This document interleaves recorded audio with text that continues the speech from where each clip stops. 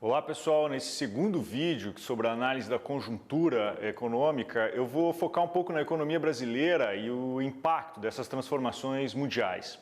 Então, o primeiro elemento que a gente precisa ter em consideração é que a economia vinha tracionando bem no final do ano, especialmente pelo funcionamento do setor de serviços no pós-pandemia. Então, os dados mais recentes têm mostrado que, de fato, as nossas expectativas de que a economia estava melhor do que aquele pessimismo que vinha imperando entre os economistas vem se revelando. Quer dizer, a economia ganhou 4,5% de crescimento no ano passado, 4,6%, e a economia catarinense em torno de 7,5%, segundo as nossas estimativas mais recentes. O ponto é que desde o início do ano, com a entrada da guerra, entra uma mudança de preços relativos muito grandes, com impactos inflacionários importantes e que podem gerar uma aceleração do nível de crescimento da taxa de juros brasileira, o que, é claro, vai restringir a capacidade de manutenção dessa tração de crescimento que vinha ocorrendo no final do ano passado. Eu separei aqui um conjunto de preços cuja Rússia e a Ucrânia são importantes provedores, no mercado internacional. Então a gente tem na lista aqui a Rússia,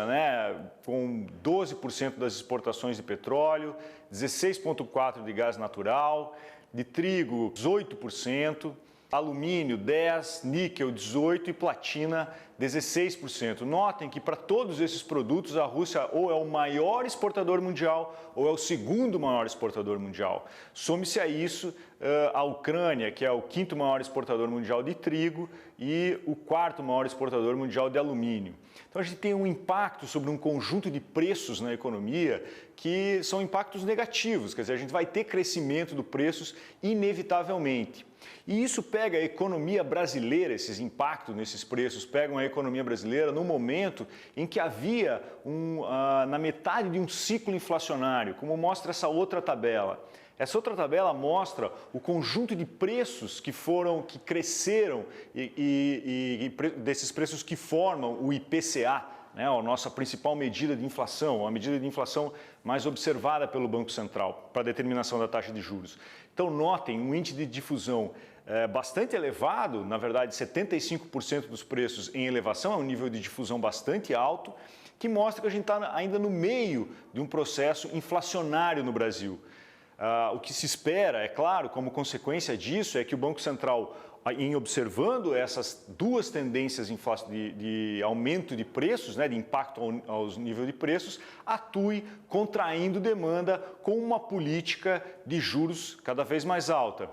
Isso explica a elevação, então, das expectativas de taxa de juros das últimas semanas, que saíram de algo em torno de 12,25% para 13%, um nível de taxa de juros que deve se manter pelo menos até o final desse ano, nesse patamar de 13%, com mais uma rodada já anunciada pelo Banco Central de 1 ponto percentual, quer dizer, a gente está em 11,75, deve ir para 12,75 e talvez aumentar ainda além dos 13%. Então, 13%, 13,25% não seria nenhum absurdo para as próximas duas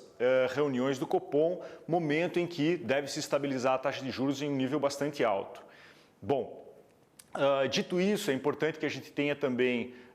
que as consequências dessa taxa de juros alta estão sendo observadas dentro da estrutura de gestão econômica como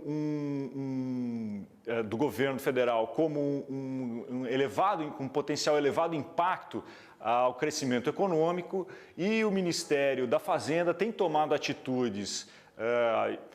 de impulso fiscal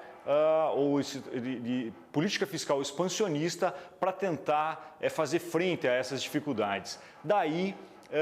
as diminuições de impostos sobre produtos industrializados, que geram um elevado multiplicador econômico na economia do Brasil, também as medidas de adiantamento de FGTS, adiantamento de 13º, desonerações de ICMS e COFINS para combustíveis e um conjunto de outras que procuram estabilizar nível de preços, mas também estimular o crescimento da economia do Brasil. Um pouco sobre essas medidas eu vou tentar falar no nosso último vídeo.